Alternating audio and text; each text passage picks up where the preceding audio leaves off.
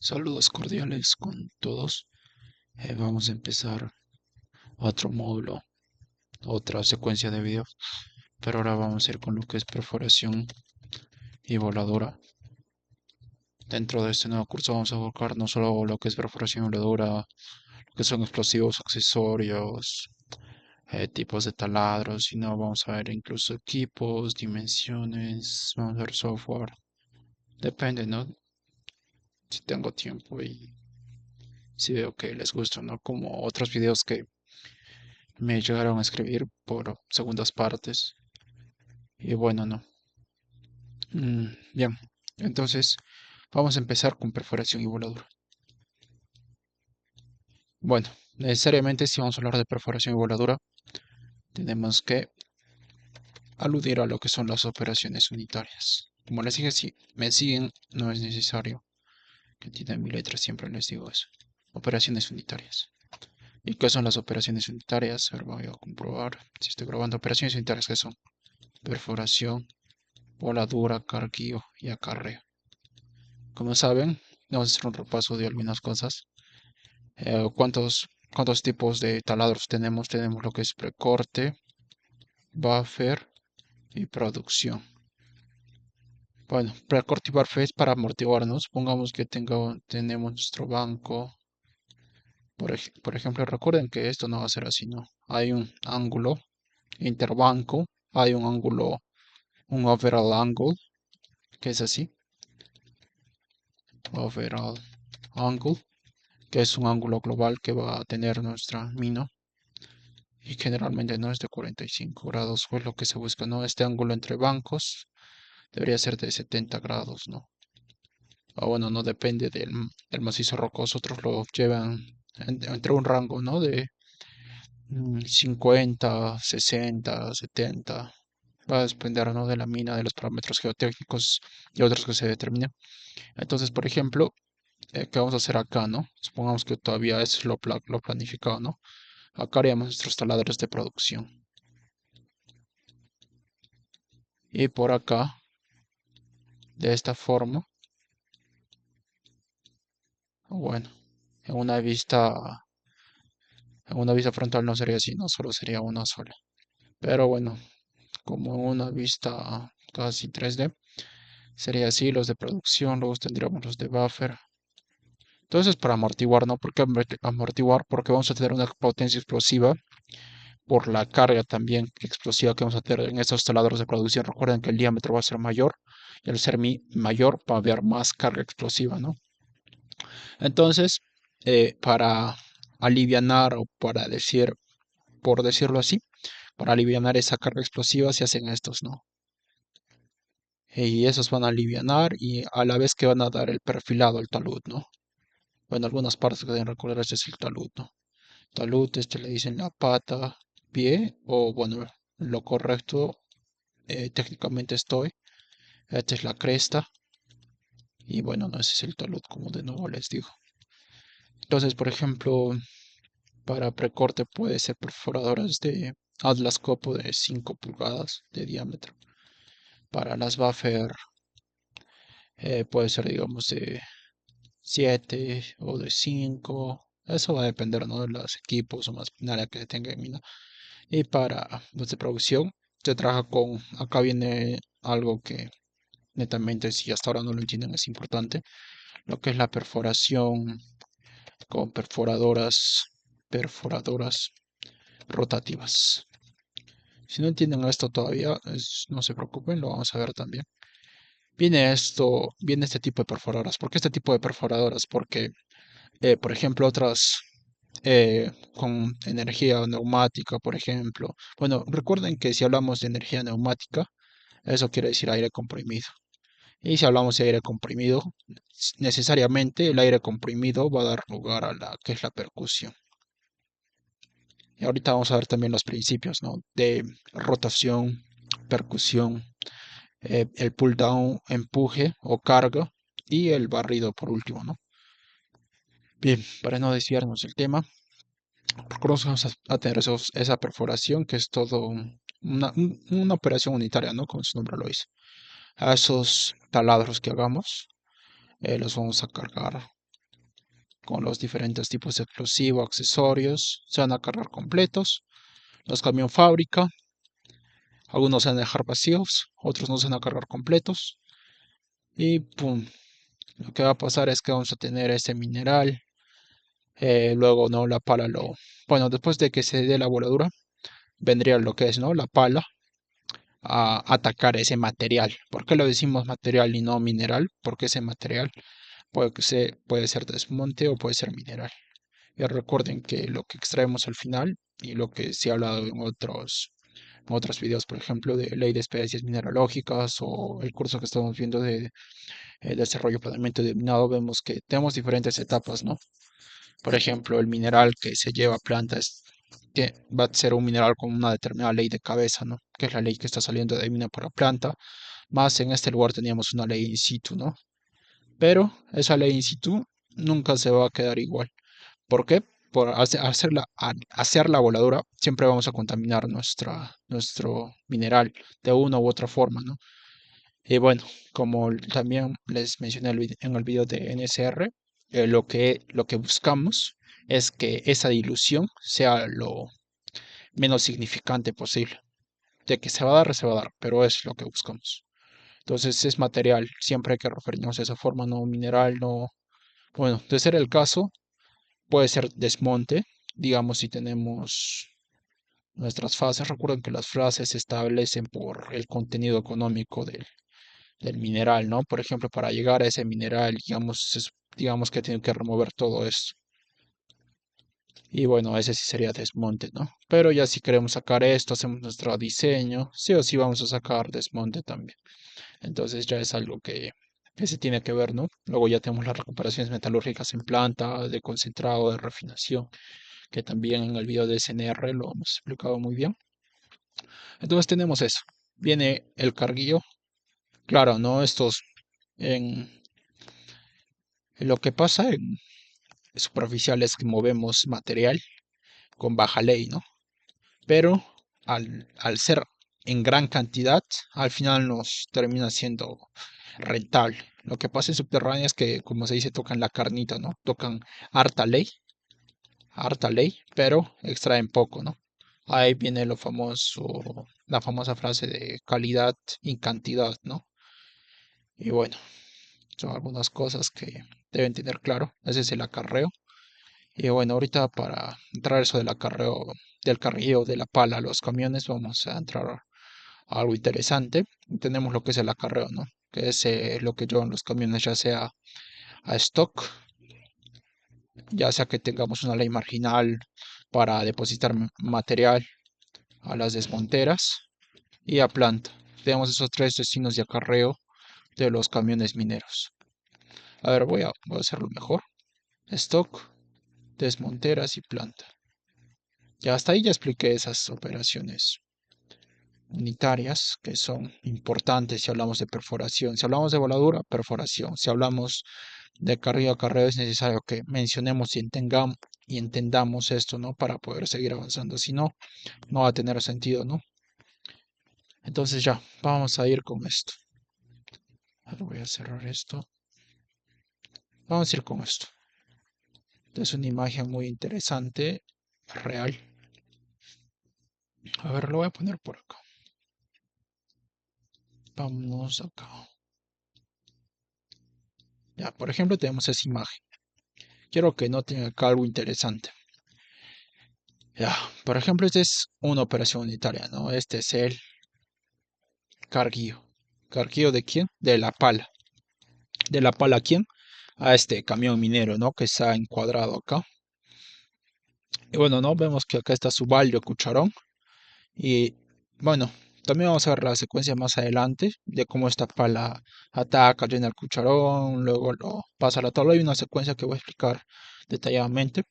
Pero es importante que entendamos eso, ¿no? Porque incluso tenemos que entender esto porque si nos quedan bancos u otra cosa que nos haya dado bien en la voladora, que es perforación y voladura el curso, vamos a tener que hacer otra voladura secundaria, ¿no? Llevar a los strokes o en el caso de tener óxidos también, ¿no? Por eso es importante que tengamos todo esto bien claro si queremos en un futuro, ¿no? Dedicarnos a esto de la perforación y voladura. Bueno. para los que quieran, ¿no? Bueno, igual, ¿no? Es un curso general que igual, ¿no? Operaciones, es algo general que se debe tener en cuenta. Bien, por ejemplo, acá si nos damos cuenta que está la cabina del operador. Entonces, si se da cuenta, esta es la cabina donde está el operador. Entonces, el operador va a tener dos lados. Un lado visible, que va a ser al espejo con relación al espejo más próximo. Supongamos que aquí está el espejo y acá está el otro espejo. Entonces, al espejo que está más cerca va a ser su lado visible. Lado visible. Y el espejo que esté más lejano a la cabina va a ser su lado ciego. Entonces, no sé si habrán escuchado antes esto o bueno, si les habrán enseñado sobre esto. Pero en este caso, ¿qué podríamos decir? La pala, si nos damos cuenta, está atrás. Entonces, podemos decir que, bueno, podemos hacer un resumen. Podemos decir que eh, la pala, la pala está cargando al camión. Vamos a aplicar lo que estamos aprendiendo al camión minero de material, como ya les expliqué la diferencia y qué significa esto. La pala está cargando al camión minero de material por su lado ciego. Y acá viene otras dos cosas. Entonces, de la misma forma, la la pala va a tener dos lados. En este caso no se nota bien, no se nota bien, pero cuando ocurre estas situaciones, e igual la pala, como les dije, cumple con esto, la pala va a tener un lado ciego y un lado visible. Entonces, para este caso, la pala estaría cargando al camión minero la pala desde su lado visible. Pala, lado visible. Y el camión minero se está cargando desde su lado ciego. Entonces ya bueno, son esas pequeñas cosas que tienen que tener en claro. Ya bueno, regresemos a lo que es perforación y voladura. Y vamos a empezar esto hablando, por ejemplo, vamos a hablar de algo muy interesante. Vamos a hablar la clasificación. Bueno, primero vamos a perforación. ¿De qué partimos de la perforación? En primer lugar, partimos de los tipos de perforadoras que tenemos. Entonces, uno, tipos. En primera instancia vamos a tener lo que son las perforadoras rotativas. Rotativas y vamos a tener las perforadoras rotopercutivas. Rotopercutivas. Rotopercutivas. Después vamos que este le vamos a poner A y este va a ser B. A ver. De ahí para entender esto, creo que bueno, les expliqué eso, ¿no? De la relación que existe entre lo que es aire comprimido con la energía neumática. Bueno, energía neumática, aire comprimido, percusión, son cosas que están relacionadas. Y bueno, para empezar vamos a ir desde lo más convencional. Bueno, primero tenemos que establecer esto. Vamos a empezar con A, las perforadoras rotativas. Primero vamos a empezar con, a ver, vamos a empezar con un modelo. Por ejemplo, tenemos esta perforadora. Una ¿Dónde está? Aquí está una perforadora CAT MD 6640. A ver, creo que hay más imágenes. Ya, a ver, les voy a explicar rápido ya. Vamos a explicar rápido, porque no hay mucho tiempo. Vamos a explicar algunas cosas relacionadas a los KPIs o indicadores. Pero vamos a ver. Ya bien, tenemos entonces en esta primera foto. A ver, las partes. Empecemos con las partes. Esta es una perforadora rotativa clásica y para hablar de las partes tenemos que tener en cuenta los principios. Esto sí lo voy a poner como esto. Principios. Esto quiero que sea grande. Ya es a principios. Entonces primero vamos a empezar con el principio de rotación. Ese es un primer principio, rotación. Luego vamos a tener dos, vamos a tener lo que es el empuje. Este empuje también se le conoce como carga o pull down en inglés. Y por último vamos a tener lo que es el barrido. Esto solo es para las perforadoras rotativas. Vamos a tener un principio más para lo que son las perforadoras rotopercutivas. Bien, pero a ver, ¿cómo les puedo explicar? Bien, sí se puede. Bueno, como les dije, vamos a empezar con lo que son las partes. Por ejemplo, esta parte de acá es conocida como el mástil. A ver, lo voy a escribir también. Mástil. Lo importante de esta parte del mástil es que, como ustedes pueden ver, es como una torre. No sé si ustedes ya han visto este tipo de torres, pero es como una torre básicamente. Y lo más importante, espero que me alcance el espacio. Vamos a guardar igual. Sí, no, sí nos va a alcanzar. Lo más importante es que en este mástil se deposita la columna de perforación. Se deposita la columna de perforación. Y ustedes dirán, ¿qué es la columna de perforación? Bien, para entender esto, si se dan cuenta, aquí está la columna de perforación. Les voy a hacer un pequeño gráfico, empezando por arriba. La columna de perforación es el contacto que va a haber de la broca, del adaptador o centralizador, de las barras o tubos de perforación, del amortiguador, que seguro han escuchado y si no, bueno, no, nunca es tarde. A ver, voy a poner algo estándar porque varía mucho. Por ejemplo, vamos a poner que vamos a tener acá un mecanismo, el mecanismo de rotación. Ya, esta va a ser, a ver, mecanismo de rotación. O algunos también le dicen mecanismo o empuje. Empuje. Ya, vamos a tener eso acá. Pero voy a reducir esto a 12. Ya, ahí tenemos bien. Recordemos que ahorita estamos viendo esto, la columna de perforación. Estamos viendo eso. Ya, ¿qué más tenemos? Vamos a poner de otro color. Acá ya tendríamos después el amortiguador. Este tiene varios nombres, pero ahora vamos a tratarlo de esta forma. Vamos a decir amortiguador rotativo. Bien, vamos a tener otra parte. Acá ya vamos a tener la parte más grande, las que son las barras. Esto lo voy a escribir. Barra, como les dije, si me siguen no va a ser necesario. O tubo de perforación. O tubo de perforación.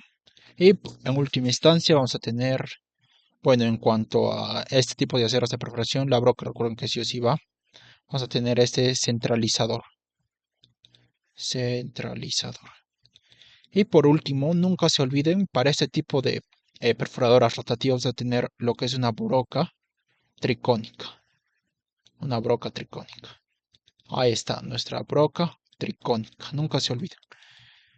Eh, en las otros tipos de perforadoras, para yo irles adelantando, rotopercutivas, no vamos a usar este tipo de brocas. Vamos a usar brocas de botones, balísticas, esféricas. Bueno, tiene otra nomenclatura. Dentro de las esféricas están esas balísticas y de botones que les digo. Y hay más. Entonces vamos a tener eso en la columna de perforación. Entonces se deposita esa columna dentro del mástil. Eso es lo más importante que tienen que tener en cuenta. Por ejemplo, esta otra parte que tenemos acá, esta que está protegida, esa se llama, lo voy a escribir para que les quede claro. Esa es la, a ver, sala de máquinas. Sala de máquinas. ¿Por qué de máquinas? Porque acá voy a explicar también el proceso. Acá vamos a tener lo que es nuestro compresor tipo tornillo, que también voy a explicar. Y por último, en esta parte tenemos lo que es la cabina del operador. Cabina operador. ¿Por qué estamos partiendo en esto de perforación y boleto? Estamos partiendo en esto porque es algo muy útil, ¿no? Si no conocemos lo básico de un equipo de una perforadora rotativa o qué es, cómo funciona el principio de una perforadora rotativa, los principios de rotación, empuje, barrido, y lo mismo con la rotopercutiva, que hay más variedad y es lo que más nos va a tomar tiempo de explicar. Si no entendemos lo básico, no podemos pasar con lo siguiente, ¿no? El diseño de los taladros, modelos matemáticos para establecer Purdan, espaciamiento, ¿no? Eso es lo más básico y lo fundamental, ¿no? No quiere decir porque sea básico fundamental va a ser lo más fácil, ¿no? O lo menos importante, todo lo contrario. Bien, entonces tenemos la sala de máquinas, la cabina del operador y en la parte superior, esta parte, vamos a tener el famoso tren de rodaje. Bueno, y para ya irles adelantando, en el tren de rodaje vamos a tener la rueda matriz. Bueno, para que no les quede duda de eso, ahorita lo voy a graficar. Rueda matriz. Acá va a ser la rueda guía. Y vamos a tener la cadena. Para graficarles en una vista, por decirlo, supongamos una vista frontal derecha, tendríamos algo así, ¿no? Estas son nuestras oruguitas. Acá vamos a tener nuestro sistema. Acá vamos a tener otra rueda, su engranaje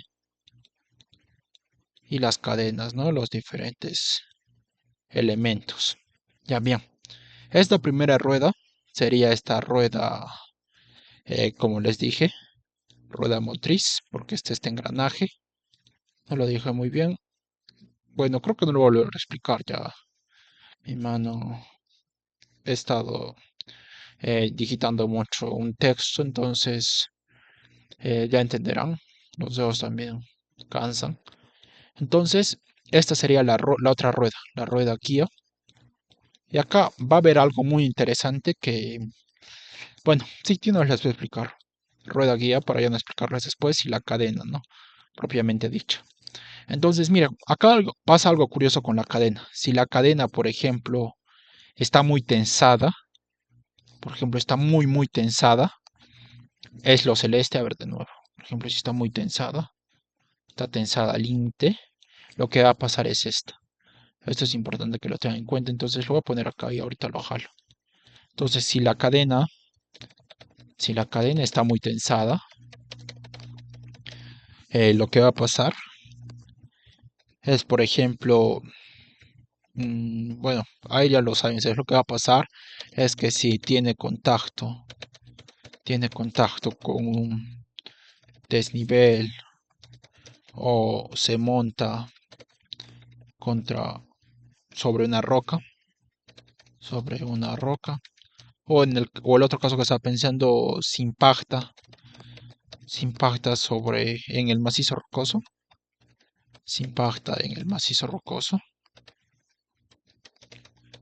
rocoso, la cadena, bueno, esto ya lo voy a escribir manualmente. Lo que puede pasar es que la cadena puede reventar, hacer crash. La cadena puede reventar si está muy tensada. Recuerden que, por ejemplo, bueno, para que recuerden, ¿no? Es un acero de perforación. Obviamente va a ser un acero de perforación sometido a tratamientos térmicos para aumentar su resistencia. Pero recuerden qué pasa, ¿no? Queremos que sea resistente, que nos dure más. Entonces lo que va a pasar es esto, ¿no? Recordemos nuestra gráfica esfuerzo de formación unitaria. A mayor esfuerzo nos va a dar menos de formación plástica. Entonces por ejemplo, va a ser duro, nos va a durar, sí, pero digamos, si está tan tensada y se somete a un golpe, esto va a favorecer a que con un golpe fuerte o como les mencioné anteriormente, si el desnivel es un poco pronunciado, se puede romper, ¿no? La cadena puede reventar. Obviamente, ese sería en el peor de los casos, ¿no?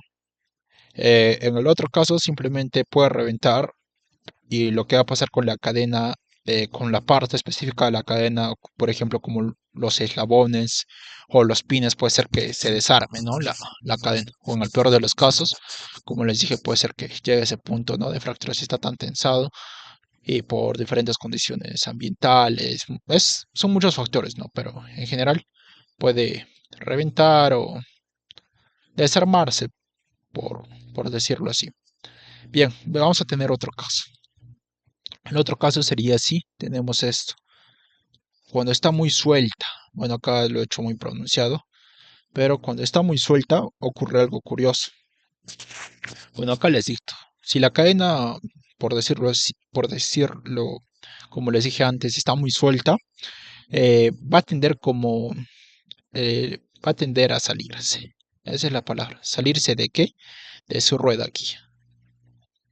Esta. Va a tender a salirse de su rueda. Salirse de su rueda guía. A eso va a tender si está muy suelta de su rueda. Perdón, no es...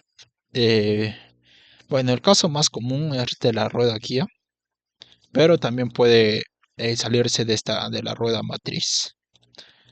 Y bueno, ¿no? Cuando se sale la cadena porque está muy suelta, tiene un nombre típico que es el descarrilamiento de la cadena. Descarrilamiento de la cadena. Ese es el nombre técnico. Bueno, acá les puse que puede reventar en el caso si está muy tensada. Y bueno, ahorita vamos a ver, ¿no? Cómo funciona este sistema. O sea, qué pasa con el compresor, o sea, qué envía, qué activa, eso que activa, a dónde lo manda, eso que manda, cómo lo traduce, si lo traduce en movimiento y ese movimiento cómo llega al movimiento de la perforadora, cómo se transporta la perforadora, largas distancias, cortas distancias. Podemos seguir con eso. Estábamos en los principios y estábamos en las partes. Bueno, para acabar con esta partecita, vamos a seguir con esto. Si la perforadora, en este caso la perforadora rotativa, si la perforadora rotativa tiene que moverse mucha distancia, y en el otro caso si tiene que moverse poca distancia. Bueno, acá hay otra parte que no les mencioné. Estas partes, como han visto, que unen al mástil y a esta cabina bueno, tiene muchos nombres, pero en este caso estamos trabajando con lo que es la sala de máquinas, cabina de controles y otros, pero en este caso es la sala de máquinas. Une la sala de máquinas con el mástil. Cuando las distancias son muy largas, lo que se hace es bajar el mástil y transportarlo de manera horizontal. Vamos a tener ahí y se va a transportar de manera horizontal con el mástil horizontal. En el caso que es distancias cortas o cuando estamos realizando lo que es la malla de perforación, por ejemplo, acabo de poner para malla de perforación, las perforadoras rotativas se van a transportar esas pequeñas distancias. Esos pequeños desplazamientos van a ser con el mástil vertical, tal y como está. Entonces ahí el mástil va a seguir igual, vertical. Entonces ya tenemos esos dos puntos. Y bueno, ya hemos hablado de partes, de la columna de perforación, muy entendible para que lo puedan entender. A ver, ¿qué más les puedo decir? Bueno, dentro de esta sala de máquinas tenemos lo que es la compresora, las diferentes bombas, válvulas. Tenemos también lo que es los motores, que puede ser a diésel o eléctrico. Puede trabajar con esas dos. Recuerden que generalmente, igual que en las palas, por ejemplo, usan el motor diésel o por ejemplo para los jumbos usan el motor diésel para transportarse y usan el motor eléctrico para activar otras funciones y para realizar lo que es netamente perforación, ¿no? Bueno, tenemos eso y vamos a ir con los principios. Ya bien, este principio, para eso vamos a dibujar otro. Esos tres principios los vamos a llevar acá. Y para dibujar vamos a dibujar un taladro. Exactamente esto. Bueno, como saben, con su nombre lo propio dice rotación. Esta rotación puede ser en sentido horario o antihorario, en cualquiera de esas dos. Bueno, recortando lo que les había dibujado, tenemos la broca, luego que tendríamos ese centralizador, tendremos las barras, luego el amortiguador rotativo, luego el mecanismo y bueno, en algunos casos lo que se tiene es el shank, ¿no? El shank eh, es bueno, podemos decir no herramienta, sino es el acero de perforación que va a unir la columna de perforación con la perforadora. Con perforadora nos referimos, bueno, esto sería para el caso de una perforadora rotopercutiva que va a unir esa parte, eh, por ejemplo, no sé si ustedes ya hayan visto lo que es, por ejemplo, el cilindro, el frontal y la cabeza, ¿no? Esa parte que va, bueno, adentro va a estar el pistón y que también lo voy a explicar más adelante. El pistón va a ser la percusión y bueno, ¿no?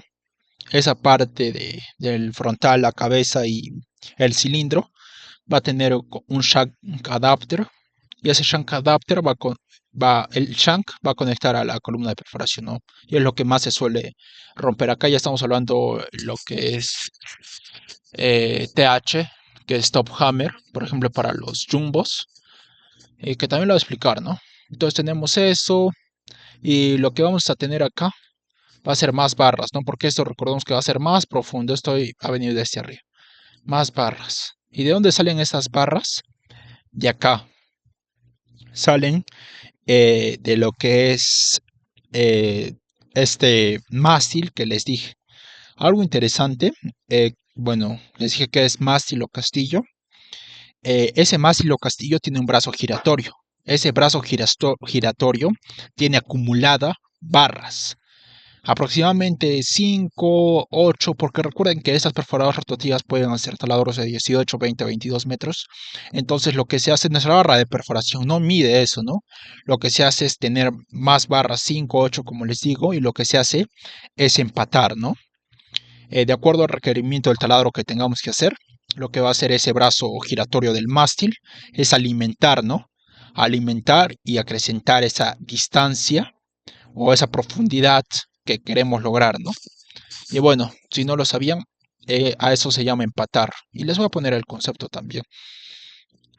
Como les dije, dentro del mástil o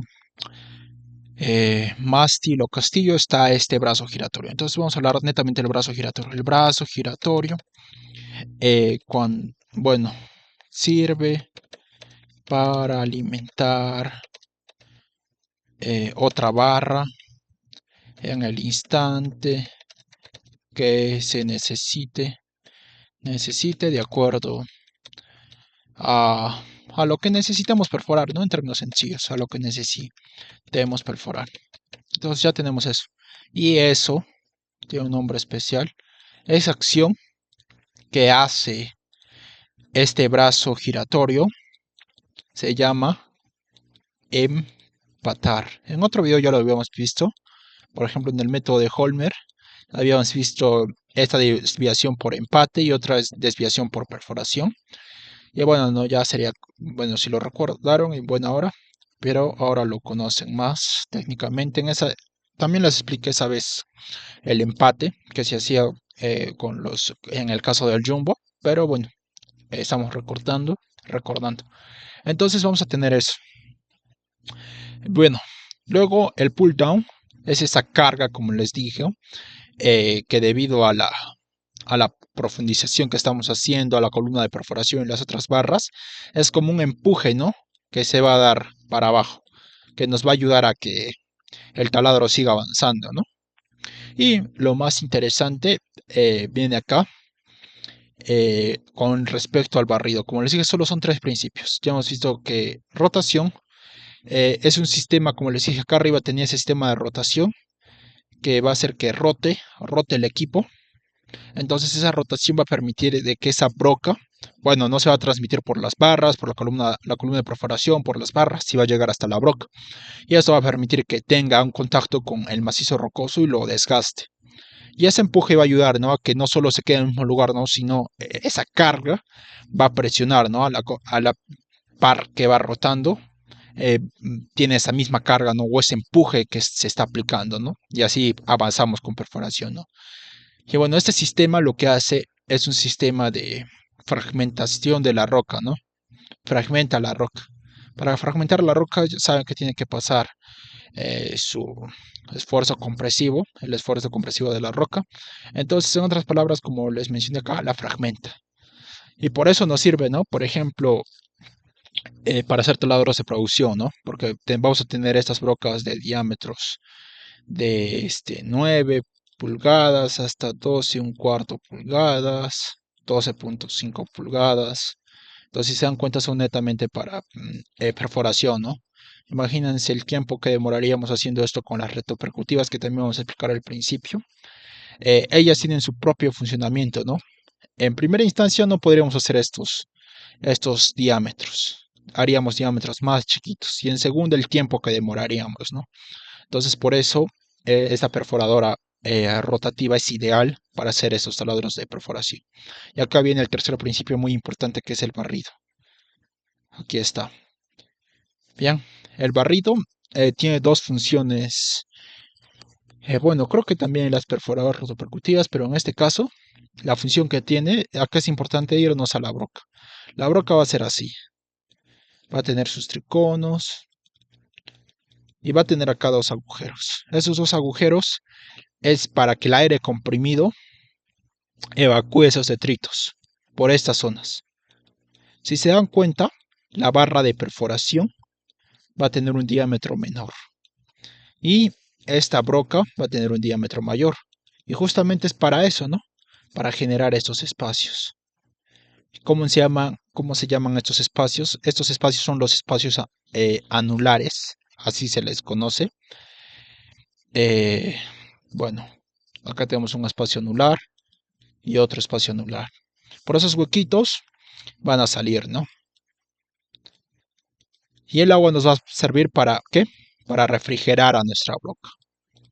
Refrigerar y controlar la temperatura de nuestra broca. Pero acá viene algo, ¿no?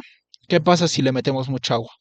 Si le metemos mucha agua vamos a desgastar, ¿no? Las paredes del taladro. Podemos hacer que se tape nuestra broca. Y con eso que se tape todo el taladro, ¿no? Nuestra columna de perforación. La broca puede ocasionar eso, ¿no? Y nos puede generar mantenimientos correctivos, ¿no? O sea, en caso que se llegue a malograr. Entonces es importante tener un control adecuado de todos estos parámetros. Eh, bien, pero generalmente este barrido es con agua. Bien, es aire y agua como les dije. Y bueno, otra cosa importante. A ver, ¿con qué podemos seguir ahora? Bueno, esto del barrido es importante, no se olvide. Espacio anular, el barrido se da con aire y agua. El aire es para eliminar esos detritus y el agua es para enfriar y lubricar la broca.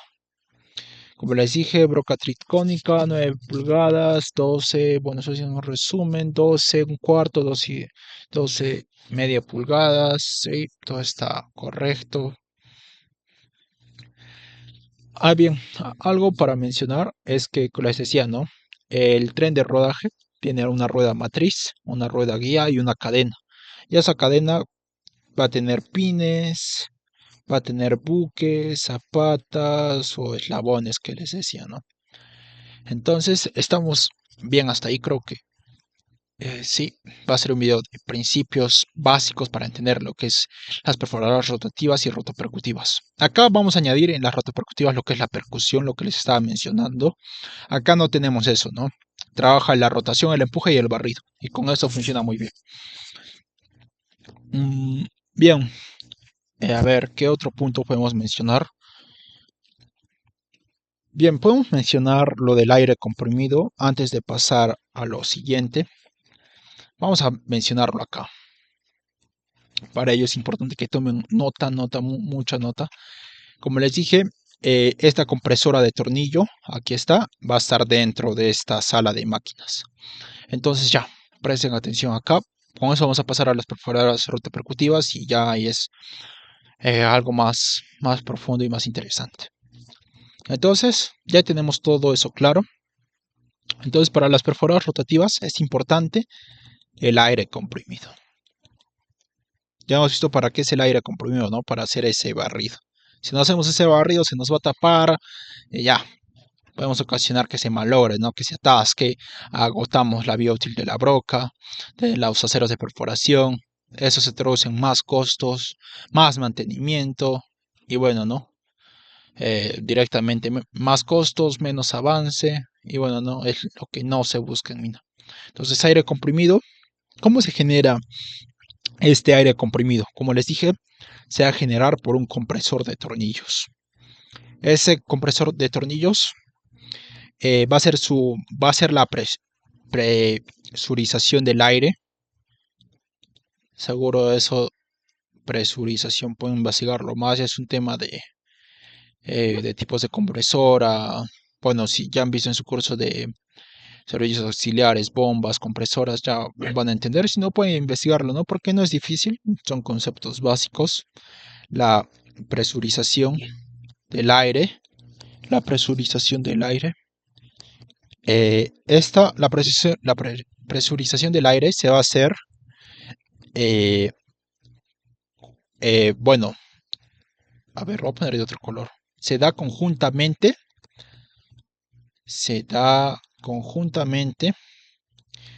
con, esto sí lo voy a escribir con rojo, con aceite hidráulico. Con aceite hidráulico. Es decir, esa presurización que es necesaria se da con aceite hidráulico. Es decir, en un momento vamos a tener la mezcla de estos dos, ¿no? Bueno, ¿esto de qué forma se da? ¿O hacia dónde va? Va hacia la salida del compresor. Hacia la salida del compresor. A la salida del compresor. A la salida del compresor, el aceite recircula. Ya, acá quiero que entiendan algo. ¿Qué va a pasar? Tenemos dos cosas. Una, vamos a tener lo que es el aire comprimido. Ese aire comprimido va a salir, como hemos visto, por los espacios anulares y se va a disipar en el ambiente. Empero, vamos a tener también lo que es el aceite. Y ese aceite hidráulico va a recircular. Pero para que recircule y se pueda volver a usar, lo que va a pasar es que cuando recircule va a regresar a como un depósito, vamos a decirle un tanque. Esto sí lo voy a escribir porque es importante. Va a regresar a un tanque que se llama tanque separador de aceite. ¿Y qué se va a tener en este tanque separador de aceite? No es que el aire al 100% se haya disipado en el ambiente. No, vamos a tener algo así. Este tanque va a ser algo así. ¿Qué va a estar acá abajo y qué va a estar acá arriba? Otro concepto básico, por la densidad. Acá abajo va a estar el aceite y acá arriba el aire. Entonces, acá está el aceite, acá abajo. Aceite y el aire. Y lo que se hace con este aire, voy a poner de otro color, es interesante también. Este aire no se sigue dentro del equipo y lo que se hace es tratarlo, ¿no? Y lo que se hace, lo voy a poner con otro color.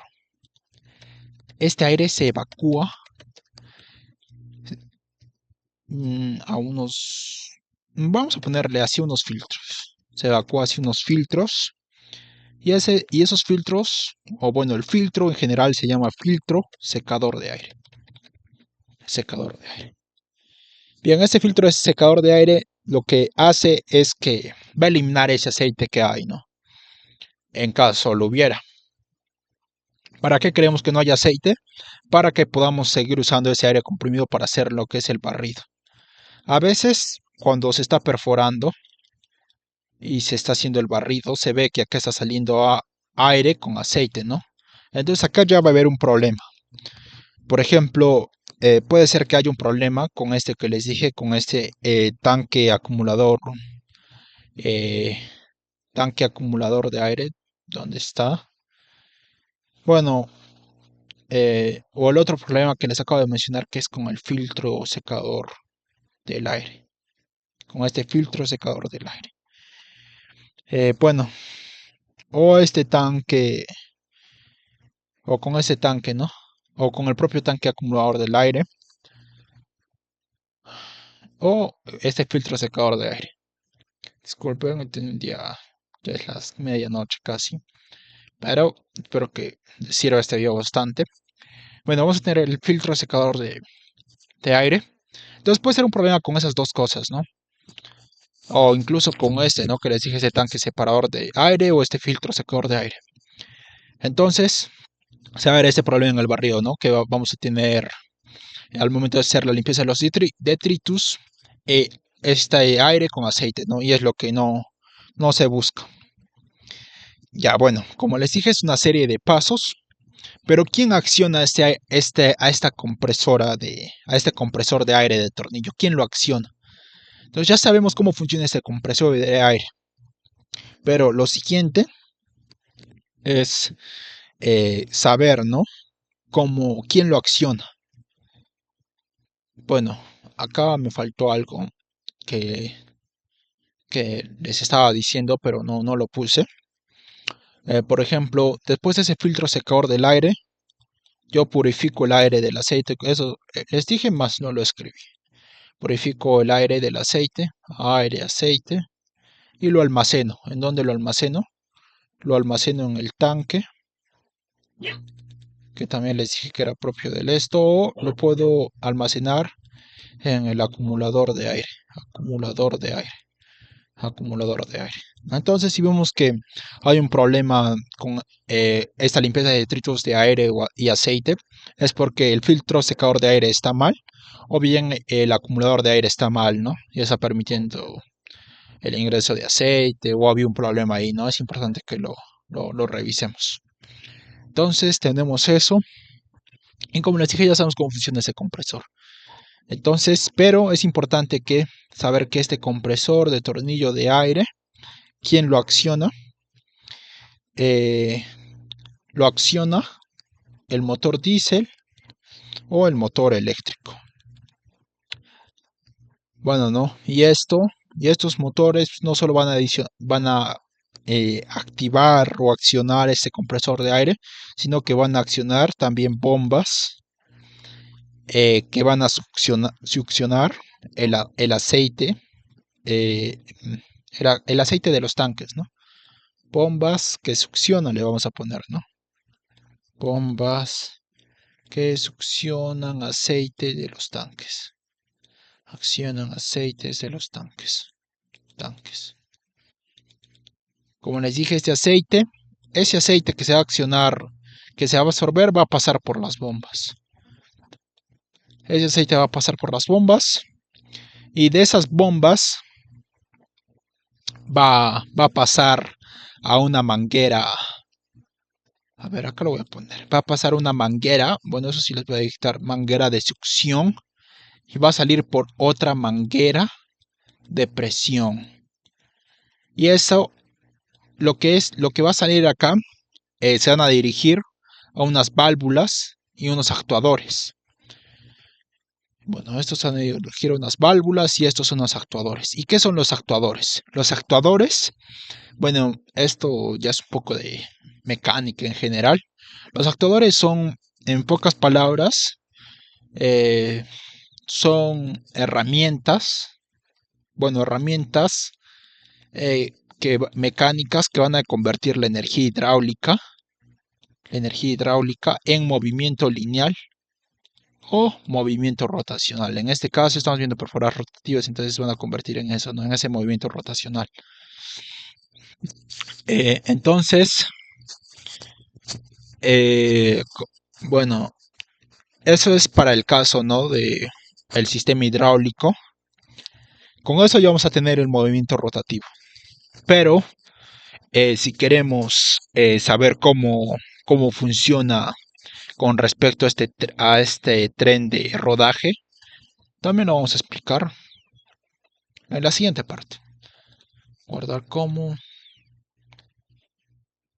A ver, esta va a ser. Por ejemplo, vamos a poner el trailing. Black Westing 1. Entonces ya esa va a ser la 1. Vamos a abrir otro nuevo. Entonces ya. Hasta ahí espero que hayan podido entender. Recapitulando un poco. Bueno, vamos a recapitular un poco ya. El motor diésel o el motor eléctrico van a accionar al compresor de aire. Estos a su vez van a accionar unas bombas que van a succionar aceite de los tanques. Ese aceite va a pasar por unas determinadas bombas. Después de esas bombas, el aceite va a ingresar por una manguera de succión y va a salir por otra manguera de presión.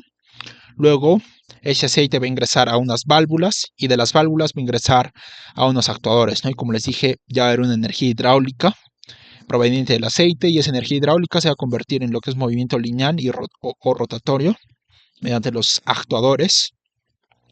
Y bueno, como les dije, el aire sale al ambiente y se disipa, ¿no? Sin embargo, el aceite no. El aceite retorna a su tanque o al compresor. Bueno, no, el aceite hidráulico sí retorna.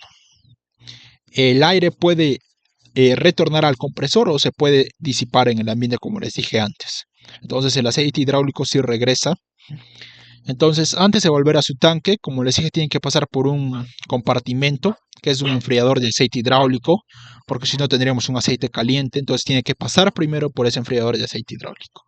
Entonces podemos hacer un recap diciendo que aire, ¿dónde puede ir aire? Medio ambiente o puede regresar a su compresor. Y aceite, no va al medio ambiente, solo va a un lugar.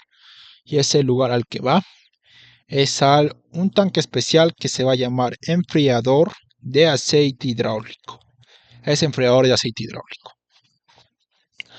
Entonces, ya, ese es el principio de toda la perforadora. Ya hemos visto todos los principios de toda la perforadora, cómo funciona la rotación, el pull down, empuje o carga, y cómo funciona ese barrido de detritos, ¿no? Que es todo lo que hemos explicado ahora.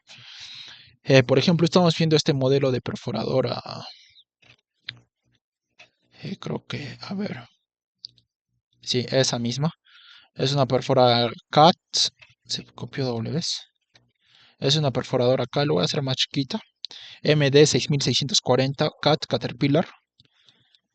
Y ya, bueno, ahí lo tenemos. Vimos todas las partes. Que bueno, las acabo de explicar esto, sí.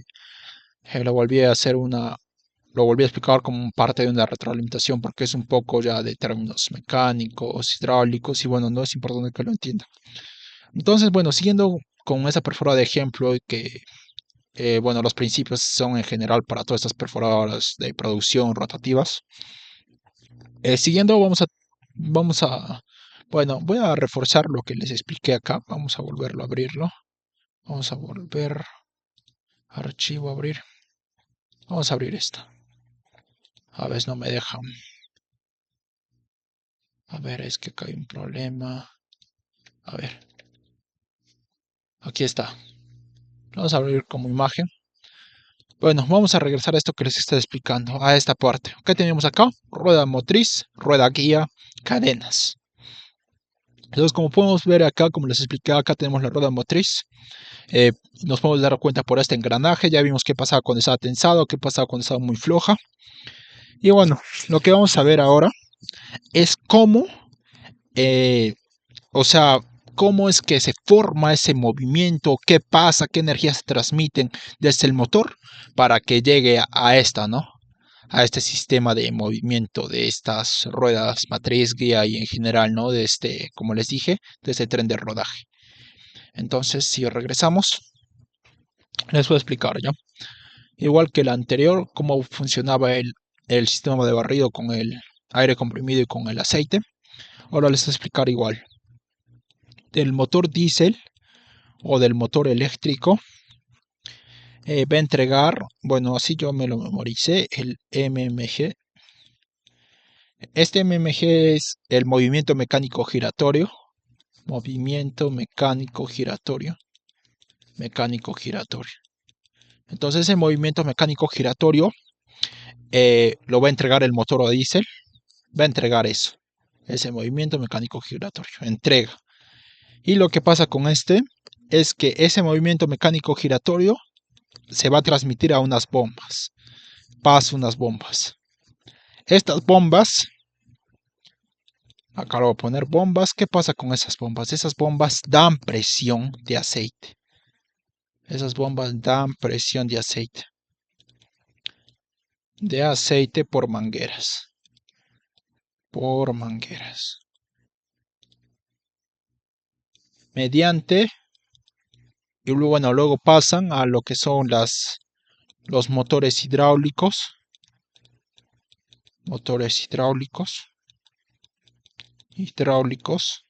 Y de esos motores hidráulicos va a pasar un compartimento, bueno, les estoy dictando compartimento, caja de engranajes planetarios. De engranajes planetarios. De engranajes planetarios. Bueno, creo que tenía una figura de eso, ahorita lo voy a buscar. Y bueno, ¿no? Ese compartimento de caja de engranajes planetarios va a generar lo que es un movimiento de rueda motriz. Movimiento de rueda motriz. Movimiento de rueda motriz. Y recordemos que este movimiento de rueda motriz, como está acá, ¿qué va a dar lugar? Va a dar un movimiento a la cadena. Va a dar un movimiento a la cadena. Y la cadena va a dar un movimiento a la rueda aquí. Rueda aquí. Rueda aquí. Como les dije, el otro sistema era un sistema hidráulico. En este caso, este sistema que se va a dar para que la perforadora con el sistema, con este tren de rodaje se pueda desplazar, es un sistema hidrostático. Es un sistema hidrostático. Entonces, son dos sistemas diferentes. Uno para el desplazamiento para este tren de rodaje y el otro para ese sistema de barrido, ¿no? Ese sistema hidráulico, ese barrido que es por el aire comprimido y por ese aceite hidráulico, ¿no? Por esos diferentes procesos que hemos visto. Entonces, tendríamos eso. Y con eso acabaríamos lo que son las perforadoras rotativas, que se usan generalmente para taladros de producción. Y bueno, ahora pasaríamos a los tipos de perforadoras rotapercutivas, que es el otro tipo, que sería en este caso B. Acá viene lo interesante. Si ustedes han visto o ya han estudiado sobre los tipos de perforadoras que se usan en minería convencional o artesanal, por ejemplo, vamos a tener lo que es la Jackleg. Esta Jackleg se usa netamente para lo que es minería subterránea, para labores pequeñas, no convencionales, 2 por 240, 240 por 240, 220 por 250, labores convencionales. Entonces lo que hacemos acá, lo que es la Jackleg, tiene un sistema de apoyo. Acá tiene un cilindro, lo que les estaba mencionando antes, ¿no? La cabeza, el cilindro y la parte frontal. De acá va a salir un barreno de perforación y acá va a haber una broca. Y acá va a tener una pata de apoyo, ¿no? Una pata de apoyo, otra pata de gallo. Va a tener acá mangueras de aire, de agua. Acá va a tener una lubricadora que le dicen la chanchita. Y bueno, ¿no? En este caso, por ejemplo, el diámetro de la manguera del aire va a ser mayor, ¿no? ¿Por qué va a ser mayor? Porque acá recuerden que vamos a tener todo el sistema, ¿no? Vamos a tener lo que es percusión, rotación, percusión, el pull down y vamos a tener lo que es el barrido o la limpieza de los detritus. Entonces, vamos a trabajar con lo que es energía neumática, ¿no? Algunos conocen esta perforada de la Jackleg como una perforada neumática, pero acá va a tener un pistón, acá va a tener un chuck. Bueno, en este caso hay variaciones de Jackleg, pero supongamos que tenga un pistón. Ese pistón se va a transmitir por la columna de perforación. Entonces vamos a tener, por decir en esta parte, vamos a tener, el sistema de percusión va a estar en esta parte. El sistema de percusión puede estar también acá. Y ahí vamos a ver las diferencias. Vamos a ver las diferencias, pero bueno, en una Jackleg solo el sistema de percusión se da acá, ¿no? En la cabeza. si el sistema de percusión se da en la cabeza, va a ser un TH. Entonces, para eso, lo que vamos a hacer es abrir, bueno, ver el caso para un jumbo que va a ser más exacto, ¿no? Porque en la Jack no se da esto. Entonces, les voy a dibujar, bueno, rotación es lo mismo. Les voy a dibujar para eso un equipo jumbo, donde, por ejemplo, vamos a tener acá lo que es un pistón. Vamos a tener acá un pistón. Un pistón, acá vamos a tener el shank. Y acá ya vamos a tener, ¿no? La columna de perforación. Ese sería para un jumbo, ¿no? Acá vamos a tener la perforadora. Como les dije, siempre es tiene un diámetro mayor para que dejes ese espacio anular para la limpieza de los detritos. Entonces, bueno, vamos a tener acá, ese sería el macizo rocoso. Entonces acá vamos a tener un pistón. Y ese pistón, básicamente, si hasta ahora no entienden qué es este efecto de percusión, vamos a tener esta percusión. ¿Y qué es la percusión? Como pueden ver, acá vamos a tener un pistón. Y ese pistón va a hacer ese movimiento, ¿no? Va a venir para un punto A, luego va a regresar para otro punto B. O sea, va a hacer ese movimiento, ¿no? Como estoy haciendo con el mouse. Y acá está el shank. Y lo que va a hacer al shank es darle el golpeteo, ¿no? Ese golpeteo. Entonces, aparte de tener la rotación que les digo que puede ser en sentido horario o antihorario, aparte de tener la rotación, el barrido que por acá se van a limpiar los detritus, y pasa lo mismo que les decía, ¿no? Si metemos mucha agua, lo que va a pasar es que se va a desgastar, ¿no? Las paredes del taladro se puede tapar, al, al debilitar puede caer más roca, puede hacer que se tape nuestra broca y bueno, problemas. Entonces, en términos sencillos, la percusión es el golpeteo constante generado por el movimiento horizontal repetitivo, podemos decir repetitivo, del pistón, que primeramente se transfiere a ese shank, ¿no? Y del shank se transfiere a la barra de perforación, y de la barra de perforación a la broca. Ayuda a que tenga mejor contacto con el macizo rocoso y pueda avanzar, ¿no? Recordamos que usamos generalmente AG, vamos a tener lo que es rocadura. Y bueno, no va a haber parámetros, ¿no? Igual que para las perforadoras rotativas, por ejemplo, si tenemos, lo que buscamos primero es hacer el emboquillado. El emboquillado son 50-80 centímetros. 50-80 centímetros. Esto lo vamos a hacer con, por ejemplo, hay casos, pero vamos a hablar, eh, bueno, acá me faltó, este es solo para rotativas. Por ejemplo, estamos hablando ahorita en superficial. Para rotativas lo que buscamos hacer es hacer este emboquillado. Por ejemplo, si la roca es dura, roca dura o roca suave, vamos a hacer este emboquillado con lo que es el empuje y la rotación lentos, bajos. Una vez que se haya hecho este emboquillado, si es roca dura y si es roca suave, vamos a tener dos casos diferentes. Si es roca dura, disculpen por esa pequeña interrupción. Bueno, si vamos a tener roca dura, el parámetro que vamos a seguir es que vamos a tener un empuje alto y vamos a tener una rotación baja. Recuerden que esa rotación baja es para evitar un tema de fricción o evitar que la broca se tape, ¿no? Bueno, más que todo es para evitar un desgaste prematuro, un desgaste muy rápido de la broca, ¿no? Al ser terreno duro, sería como mantequilla que se lo va a comer, ¿no? El macizo rocoso. Y si es roca suave, es todo lo contrario. Vamos a tener un empuje lento, pero una rotación alta o elevada. Bien, ese es para ese caso de la perforación rotativa para taladros, para perforación de taladros primarios. Y bueno, regresemos a lo que son perforadores rotopercutivos. Estamos hablando que si la percusión se da en este lado, esa percusión se va a llamar TH o martillo. Todo este sistema que les dije, esas tres partes. Bueno, tengo una memotecnia si quieren, el Frosica. Rosica, que es el frontal, cilindro y cabeza. Toda esa parte es el cilindro. Entonces acá el martillo, perdón. Entonces acá el TH es top hammer. Top hammer es del inglés y se traduciría como martillo en cabeza. Martillo en cabeza. Entonces, si se dan cuenta, ¿por qué en cabeza? Porque toda esta presión, toda esta percusión está viajando desde acá hacia acá. Y como les dije, hay otra. Podemos tener acá, la otra forma es acá, un sistema rotativo, netamente rotativo. Bueno, acá ya viene la rotación también, ¿no? Desde acá. Pero acá solo vamos a tener un sistema rotativo.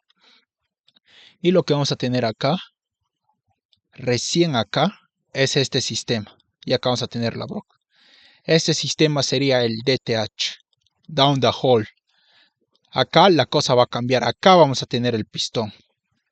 Entonces, ¿esto qué nos va a permitir? Si se dan cuenta, con esto vamos a perforar eso. Generalmente lo usan en minería subterránea, jumbos. Y vamos a tener una perforación, pero con desviación, ¿no? En cambio, el DTH nos va a permitir ser más exactos. ¿Por qué? Porque esta percusión se va a dar en el fondo, ¿no? Y por ejemplo, una aplicación que se tiene en superficiales para hacer los taladros de precorte, ¿no? Taladros precorte. Y esta en Jumbo, como saben, Jumbo es para minería semi-mecanizada o mecanizada, ¿no? En AUG, que es underground, o minería subterránea.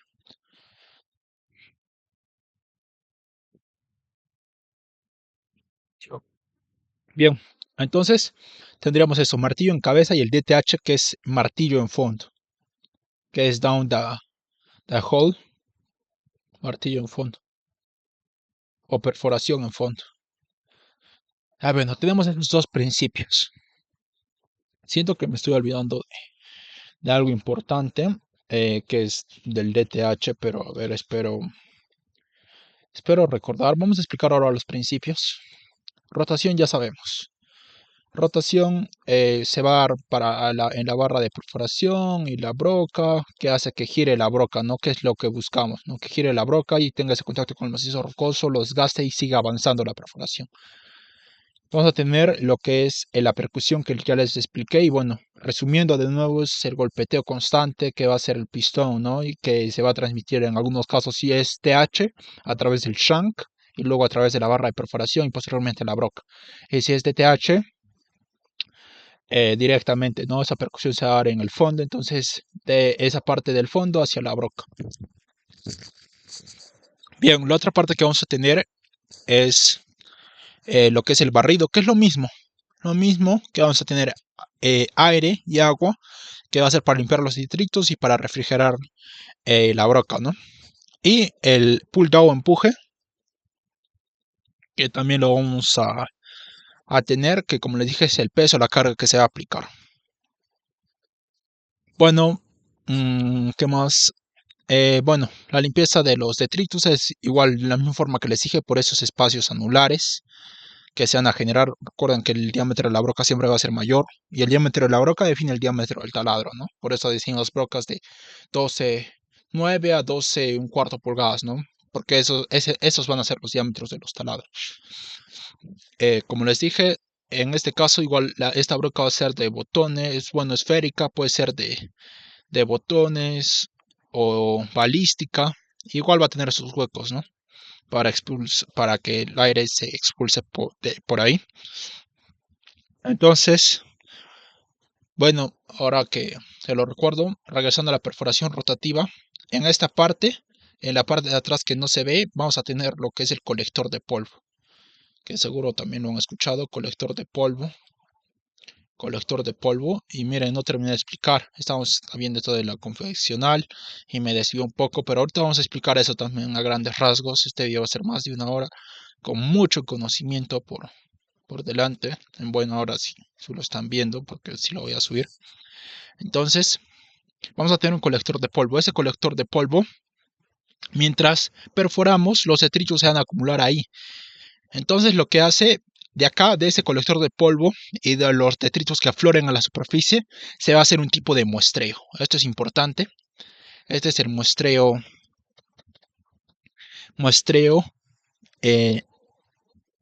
bueno, blast hole, no de blast hole, blast hole, así se llama. Este muestreo de blast hole es para que con esos detritos que afloran o que tenemos de las perforaciones, vamos a analizar las leyes de minerales. Ley del mineral por las diferentes partes o puntos que hagamos durante la malla, ¿no? Igual, por ejemplo, hablando un poco ya, regresando a esto, vamos a hablar, por ejemplo, de KPIs. Podemos tener, no sé, metros perforados, horas perforadas.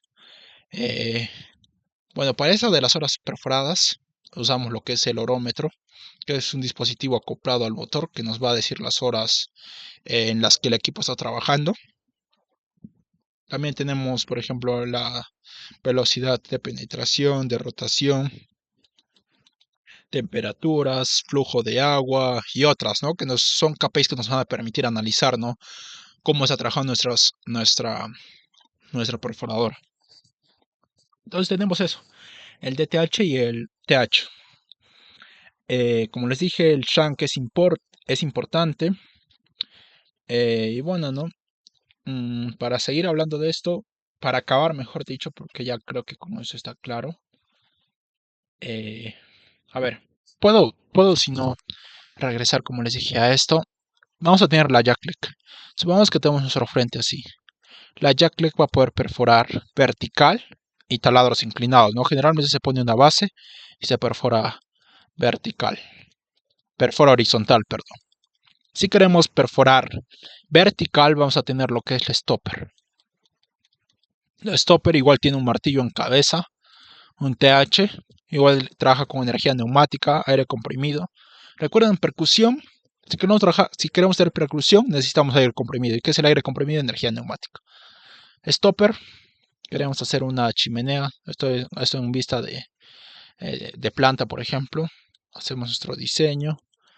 Y si queremos hacer esta perforación, que usamos la stopper. No solo para eso. Si por ejemplo, si ustedes recuerdan su curso de métodos de explotación, si queremos hacer, por ejemplo, cut and fill stopping convencional y queremos volar esta parte, vamos a hacer taladros para arriba, ¿no? Y ahí usamos el stopper. Esta es la variante upper. Y podemos usar la jackleg para el mismo método de explotación, pero para la variante breasting, que es hacer taladros horizontales. Y bueno, no, ahí no serviría. Y tenemos otro. ¿Qué pasaría si queremos hacer un pick para abajo? No podemos usar la stopper o la jackleg. Para este caso vamos a usar una perforadora igual neumática, de energía neumática, que es la pick hammer o lo que es la jackhammer. Vamos a usar una de esas dos. Bueno, les decía que la perforadora rotativa era buena para terrenos duros porque acá nos ayudamos en parte de la gravedad. Ahora que me recuerdo de ese pequeño dato. Ya hemos visto lo que es el tren de rodaje en la otra parte, las partes mástil, castillo, la sala de máquinas, la cabina del operador, el tren de rodaje, la diferencia en lo que es los dos tipos de perforación que existen y de una vez lo vamos a guardar. Guardar como realmente si están empezando en este curso o bueno, no es su campo, es importante siempre recordar y siempre se aprende algo nuevo, ¿no? En este caso hemos aprendido muchas cosas nuevas. Entonces hemos visto eso el día de hoy. Generalmente hemos visto para esa parte de perforación las diferencias, los dos tipos de perforadoras que existen, las rotativas, rotopercutivas. Y dentro de estas rotopercutivas tenemos variedad, ¿no? Como has visto, esas de energía neumática, pero que siguen esos principios de lo que es la rotopercusión, como son la jackleg, la pig hammer y la stopper, ¿no? Eso en el caso de perforadoras pequeñas para minería convencional, artesanal, y hemos pasado para las otras, ¿no? Las que más se usan, por ejemplo, las DTH y las TH, por ejemplo, TH tiene aplicación y DTH tiene aplicación tanto para superficial y para subterránea. Por ejemplo, para superficial, DTH nos sirve para hacer taladros de precorte. Y para subterránea, tanto TH como DTH nos sirve para hacer taladros, ¿no? De arranque, producción, de corona, zapateras, hastiales, ayudas. Generalmente el jumbo, ¿no? Que es un TH, hace todo eso. Y bueno, eso sería todo por hoy. Hay algunos datos interesantes, por ejemplo, podría darles este camión, de un camión minero, por ejemplo, supongamos que sea un camión 793D. Por ejemplo, el consumo horario de combustible es de 48 a 55 galones por hora. Cada neumático, por ejemplo, está a $40,000. Y recordemos que son 6 neumáticos en total, dos adelante y, y dos por cada lado de la transmisión atrás. En total son 6. Entonces 6 por 4, 24, casi un cuarto de millón de dólares solo en neumáticos. Entonces hay parámetros y KPIs que nos indican, ¿no? Cuánto nos deben durar, cómo cuidar. Por ejemplo, si queremos que la vida útil de los neumáticos sea mayor, tenemos que darle mantenimiento a las vías, no que las vías no estén con mucha agua, los mantenimientos respectivos y otros. De la misma forma, ¿no? Ya si hablamos de mantenimientos, tenemos mantenimientos programados y no programados, ¿no? Los programados serían después de, por ejemplo, el camión tiene que ir al track shop, que lo voy a poner, es otro dato interesante. A ver, lo voy a poner por acá. Por ejemplo, Verbigracia, camión 793D, después de 250 horas, tiene que ir a hacer el mantenimiento programado al Track Shop. Track Shop. El Track Shop, en términos sencillos, va a ser donde los equipos mineros, específicamente para camiones mineros, ¿no? Con alturas de 5, 8 metros y con capacidades de 300 a 360, 400 toneladas van a ir. Son grandes talleres donde se va a hacer el mantenimiento. Y varía por horas, ¿no? Puede ser un mantenimiento de 250 horas, digamos, para un mantenimiento mecánico, un mantenimiento de 500 horas para un mantenimiento eléctrico y un mantenimiento de 1000 horas para un mantenimiento hidráulico, ¿no? Puede variar, va a depender del tipo de operaciones, de la mina, de los departamentos de mantenimiento, operaciones minas, y bueno, ¿no? Va a depender de eso. Pero como les dije, así esa es la relación, ¿no? Un dato interesante, este es kata y series, ¿no? Y bueno, ¿no? D porque es diésel, hay otros versión E que son eléctricos. Bueno, hay muchas variaciones, muchas cosas que aprender. Como les dije, digamos, supongamos que el camión se malogre de un momento a otro, ese ya no sería un mantenimiento programado, es no programado. Y los mantenimientos no programados, dentro de estos tenemos los mantenimientos por fallas, ¿no? Los que van a ser también llamados, va a ser un mantenimiento correctivo, ¿no? O no programado correctivo. ¿Por qué?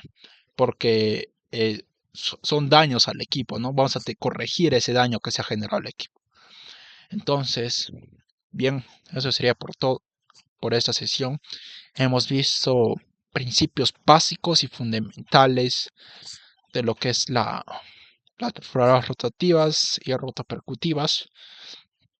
Entonces, ya, yo creo que es todo. Bueno, gracias y sigan aprendiendo más.